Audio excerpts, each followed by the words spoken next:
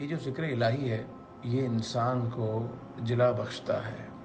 کیوں میرے رب عز و جل نے ارشاد فرمایا الا بذکر اللہ تطمئن القلوب، سنو کہ اللہ کے ذکر میں دلوں کا چین ہے، اطمینان ہے، سکون ہے، ایک راحت ہے۔ ہم سکون کی تلاش میں بہت ساری جگہوں پہ پھرتے ہیں، بہت کچھ کرتے ہیں سکون کے لیے، قرار کے لیے۔ سکون و قرار اللہ رب العزت نے اپنے ذکر میں رکھا ہے۔ اللہ رب العزت ارشاد فرماتا ہے فاذکرونی اذکرکم، تم میرا ذکر کرو میں تمہارا چرچا کروں گا۔ اللہ تبارک و تعالیٰ کی یاد کو اگر ہم اپنی عادت بنا لیں، دنیا آخرت میں بیڑا پار ہے۔ کیا پروردگار عز و جل عنایتیں فرماتا ہے، رحمت کی نظر فرماتا ہے، گناہ معاف فرماتا ہے۔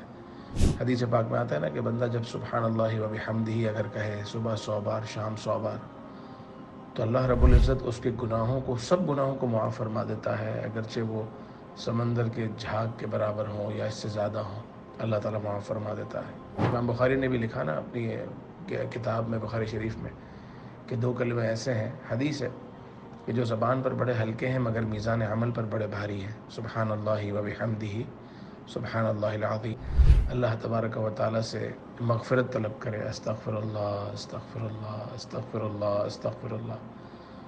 پروردگار عز و جل استغفار کی برکت سے کیا کچھ آدمی کو عنایت فرماتا ہے، عطا فرماتا ہے۔ السماء علیکم مدرارا ویمددکم باموال وبنین ویجعل لکم جنات ویجعل لکم انہارا۔ سبحان اللہ، اللہ تعالیٰ بارشیں بھی عطا فرماتا ہے، مال اور اولاد میں برکت بھی عطا فرماتا ہے، جنت اور اس کی نہریں بھی عطا فرماتا ہے۔ رب کریم عمل کی سعادت نصیب کرے۔